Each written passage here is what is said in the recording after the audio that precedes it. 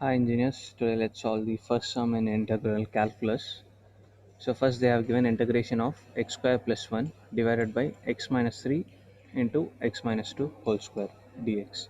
Okay, so first we have to write the term which is inside the integration, that is x square plus 1 divided by x minus 3 and x minus 2 whole square, x minus 2 whole square.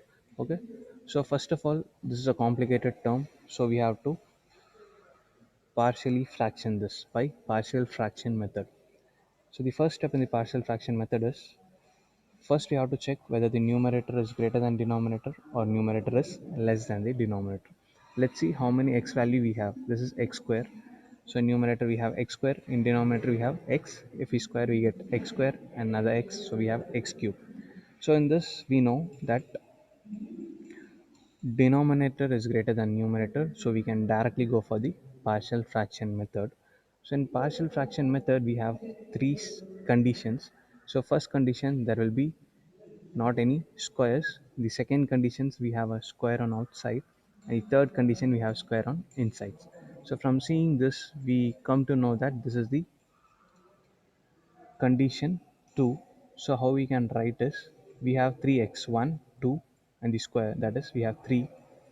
So we have to write this as a by x minus 3 plus b by x minus 2 plus c by x minus 2 the whole square. See, we have x and 2x over here, so we should have three constants. Okay, so next what we have to do, we have to take an LCM for this. So in this we have a shortcut. The LCM for the right hand side will be the value in the denominator of the left hand side. So what will be the LCM for this? It will be x minus 3 into x minus 2 whole square. So first we have to take the LCM. So what we'll do, we have to write this x square plus 1 divided by x minus 3 x minus 2 whole square, that will be equal to, what will be the LCM of this, x minus 3 x minus 2 whole square. So what we have to do, we have to multiply x minus 2 whole square in the numerator as well as denominator. So how it will be looking, it will be like this, x minus 3 into x minus 2 whole square divided by x minus 2 whole square. We are taking the LCM because then only we can add the numerator. If the denominator value is different, we can't able to add the numerator. So we take the LCM so that all the denominator will be same, so that we can add the numerator. So what next we'll do, plus this is should be the LCM. So what else is left, x minus 2 and 1 x minus 3 term is left. So we can write this as b divided by x minus 2, and what we need x minus 3 into x minus 2 in the numerator as well as x minus 3 into x minus 2 in the denominator. So in the same case we have to do the third one, c by x minus 2 whole square. So what is left, only x minus 3 is left, so we have to multiply by x minus 3 in the numerator and x minus 3 in the denominator. So now how we can write this is, x square plus 1, in the denominator we have x minus 3 and x minus 2 whole square, that will be equal to, now you see the all the denominator are same, that is x minus 3 x minus 2 whole square. This is also x minus 3 x minus 2 whole square. This is also x minus 3 x minus 2 whole square. So we can directly add the numerator. So what will be the numerator, a into x minus 2 whole square plus b into x minus 3 into x minus 2, and what about c, c into x minus 3. So what will be the denominator, so denominator is same, we can write it as x minus 3 into x minus 2 whole square. So now you can see the beauty, that is the denominator of the left hand side and the denominator of the right hand side are same. So we can cancel it out, this x minus 3 with this x minus 3, and this x minus 2 whole square with this x minus 2 whole square. So what we are going to do, we are just going to equate the numerator. So what is our numerator? X square plus 1. We'll write it in the next page. So make sure while writing in the next page, copy it slowly and correctly. So x square plus 1, that is equal to a x minus 2 whole square plus b x minus 2 into x minus 3 plus c into x minus 3. When you are writing in the next page, always do a check from the previous page. So x square plus 1 is equal to a into x minus 2 whole square plus b into x minus 3 x minus 2 plus c into x minus 3. Okay, everything is right. So we can proceed. See, now what we have to do, actually we are partially fractionating this term into this three terms so that we can solve it easily. So now we have to find the value of a, b, c. So how we can find the value of a, b, c is, see what are the terms we have. We have two x minus 2 terms and x minus 3 terms. So if you substitute x is equal to 3, this term will become 0. So b will become 0. This term will become 0. So ultimately c will become 0. So we can find the value of a. So how the concept is, if you put x is equal to 3, we can find the value of a. If you put x is equal to 2, we can find the value of b. So let's start. So first what we will do, we will put x is equal to 3. We'll put x is equal to 3 in the above equation. So what happens, this will be 3 square plus 1, that is equal to a 3 minus 2 whole square plus b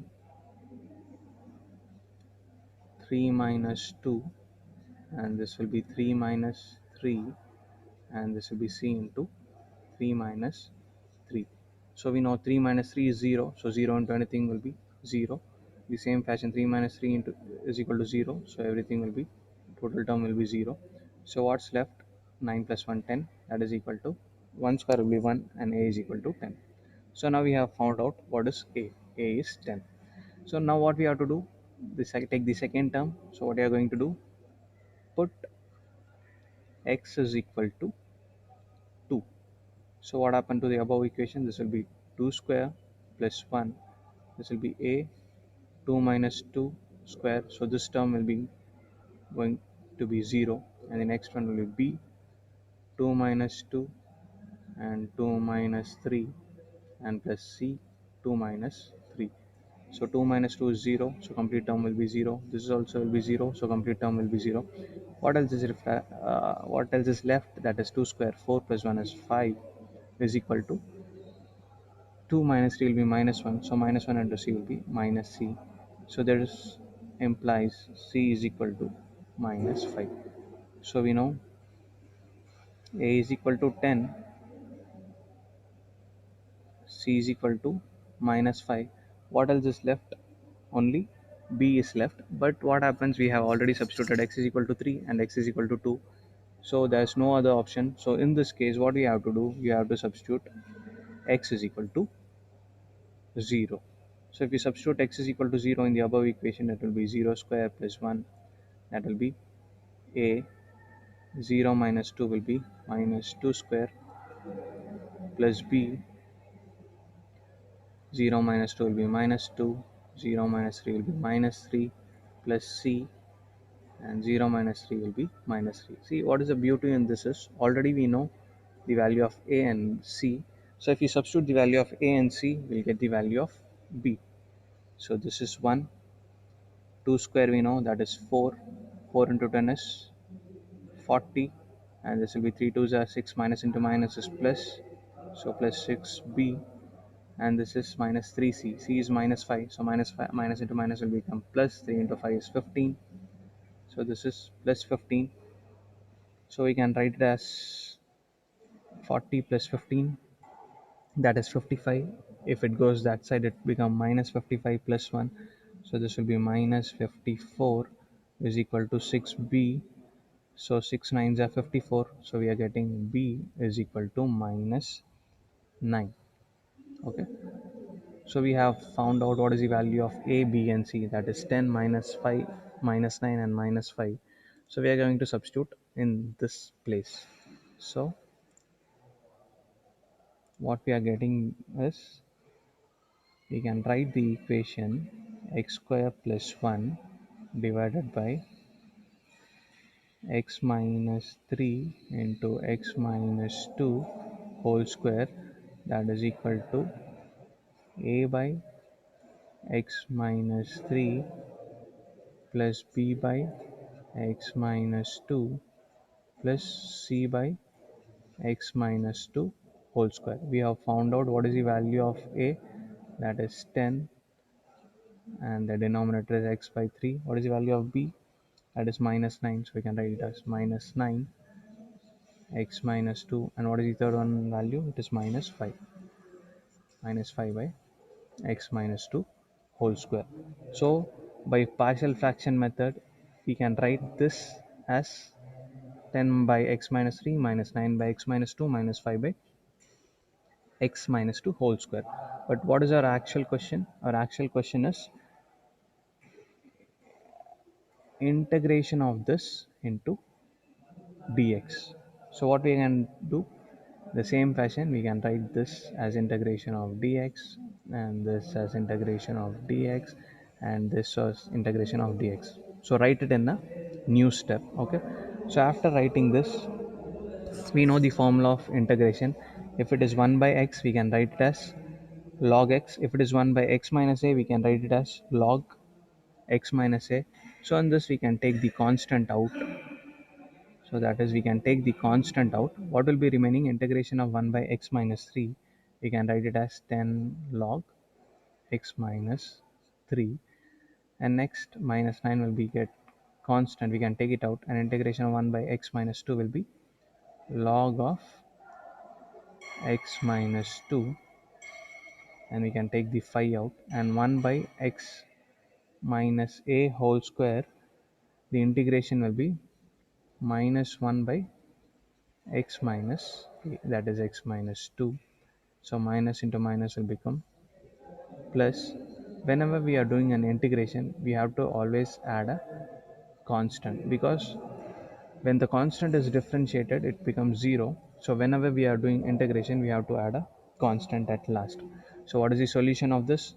This is the question, and the solution of this will be equal to 10 log x minus 3 minus 9 log x minus 2 plus 5 by x minus 2 plus c. Okay. So this is the solution. After writing the solution, just present your solution in a box format, so that it will be easy for the evaluator to correct and give you the full marks if it is correct. Okay. So it is very simple. So you should know what is mean by partial fraction method, and then you have to know, check whether the denominator is greater than numerator or less than numerator. If denominator is greater than numerator, you can directly check whether it is case 1, 2, or 3. Then you can partially fraction it, and you can do the integration.